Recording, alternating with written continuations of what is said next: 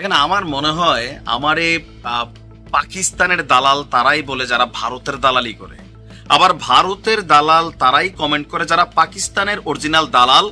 দেশ স্বাধীন হয়েছে, এদের ভিতরে পাকিস্তানের প্রতি পাকি প্রেম শেষ হয় নাই। না তো ভাই আপনি মানে কেন দালাল বলবেন, আপনি তো বাংলাদেশি, তা আপনি আমার ভারতের দালাল কেন বললেন? বুঝান, তার মানে আপনি পাকিস্তানের দালাল, পাকিস্তান প্রেমী হইতে পারে। যাই হোক, কমেন্ট এগুলো থাকে, ক্ষমতা এতটুকুই, এটা অ্যাপ্লাই করতে পারে। যাই হোক, আমি কথা বলছি আজকে পাকিস্তানের দালালরা প্রেমীরা আবার খুশি হবে। দেখেন, আমি নিউজ করি, আমি কোনো দলের কোনো দেশের পেইড এজেন্ট না যে টাকা খাইলাম অথবা ওই দলকে ক্ষমতায় নিব অথবা কোনো সুবিধা নিব। আমাদের কাজ হচ্ছে নিউজ করা, সো ওইটা আমরা করি। আপনার পক্ষে গেলে ভালো, আর না পক্ষে গেলে দালাল। যাই হোক, ভারত পাকিস্তানের মধ্যে অলরেডি আপনার যুদ্ধবিরতি হয়েছে, তাই না? কিন্তু যুদ্ধবিরতির পরেও বেশ কিছু ঘটনা ঘটছে যেগুলো নিয়ে আবার উত্তেজনা কিছুটা সৃষ্টি হচ্ছে। গতরাতে আপনার জম্মু কাশ্মীরের বিভিন্ন জায়গায় আপনার কিছু বিস্ফোরণের শব্দ শুনেছে। রয়টার্স, এএফপি তারা এগুলাকে নিশ্চিত করেছে। তো এটার পরেও কিন্তু পাকিস্তান থেকে কোন রকম স্বীকারোক্তি ওইভাবে দেওয়া হয়নি, বাট ভারতের দাবি ছিল এটা পাকিস্তান থেকে করা হয়েছে। এরপরে আজকে আবার ভারত পাকিস্তানের সীমান্তবর্তী একটা এলাকার নাম হচ্ছে রাজস্থান, প্রায় সম্ভবত 1100 কিলোমিটার একটা বিশাল বর্ডার।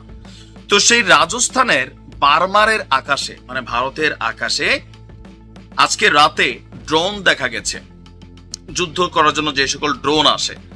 তারপরে সেখানে ব্ল্যাক আউট শুরু করে দিয়েছে স্থানীয় প্রশাসন। ব্ল্যাক আউট তো বোঝেন, যখন ড্রোন ক্ষেপণ করা হয়, নিক্ষেপ করা হয়, এগুলো নির্দিষ্ট টার্গেটে হিট করার জন্য আসে। তো আলোকিত শহর চট করে পুরো পাওয়ার শাটডাউন করে দেওয়া হয়, পুরো শহরটা অন্ধকার হয়ে যায়, যেন যেই লক্ষ্যবস্তুটা টার্গেট থাকে ওই লক্ষ্যবস্তুটাতে নিশ্চিতভাবে আঘাত করতে না পারে।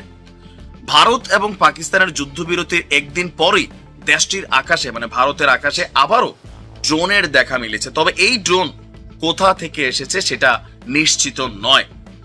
বারবার বিভাগীয় কালেক্টর এবং ম্যাজিস্ট্রেট তিনি তার অ্যাকাউন্ট থেকে একটা পোস্ট করেছেন যে ড্রোনের আগমন পরিলক্ষিত হচ্ছে, দয়া করে বাড়িতে থাকুন এবং ব্ল্যাক আউট পালন করুন।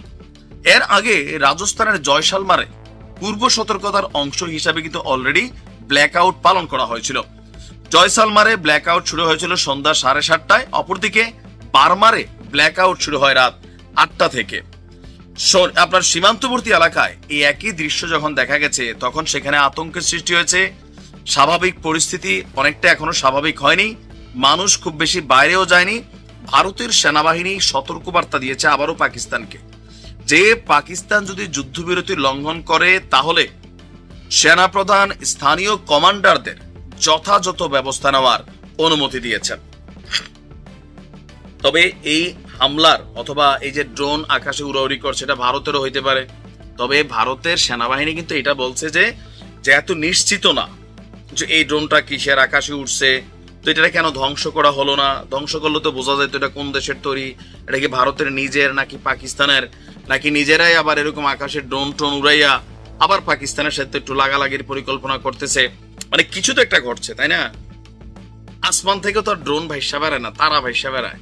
তো এই ড্রোন হতে পারে আভ্যন্তরীণ নজরদারি ভারতের ড্রোন, অথবা পাকিস্তান থেকে কোনো গোয়েন্দা ড্রোন যেগুলো ছবি, ইমেজ, তথ্য, ফুটেজ তোলা পাকিস্তানের কাছে পাঠাচ্ছে। এই ড্রোনটা নিয়ে এখনো রহস্য। তবে স্থানীয় মানুষের মধ্যে আতঙ্ক তৈরি হয়েছে, সরকারও সতর্কতার জায়গা থেকে ব্ল্যাক আউট করেছে। তবে আমার মনে হয় যদি পাকিস্তান এই ধরনের কর্মকাণ্ড করে থাকে একটু সতর্ক হওয়া উচিত। কেন? বেশি খাপ চাইলে কিন্তু কষ পানি বের হবে, খেয়াল রাখতে হবে। যুদ্ধ কখনোই কিন্তু শান্তি না। এখন আবার এটা হইতে পারে ভারত যদি এই ধরনের ষড়যন্ত্র রচিত আবারও করেন, সাবধান থেকেন। একটার জবাব কিন্তু এখনো দিতে পারেন নাই যে পেহেলগ্রামের ঘটনার আসল ঘটনা কি। আবার এগুলা দিয়ে যদি পাকিস্তানে কোন রকম অভিযান চালানো হয় তাহলে বুঝতে হবে যে ভারত ইচ্ছা করে পায়ে পা দিয়া ঝগড়া করতেছে। আকাশে ড্রোন উঠছে ভাই, নিরাপত্তা সিস্টেম আছে, আকাশ প্রতিরক্ষা সিস্টেম আছে, উড়াই দেন, উড়াইয়া শিওর হন কোন দেশের ড্রোন, আপনাদের নাকি তাদের, তারপরে বিবৃতি দেন। এটা ধোঁয়াশা থেকে যাচ্ছে না।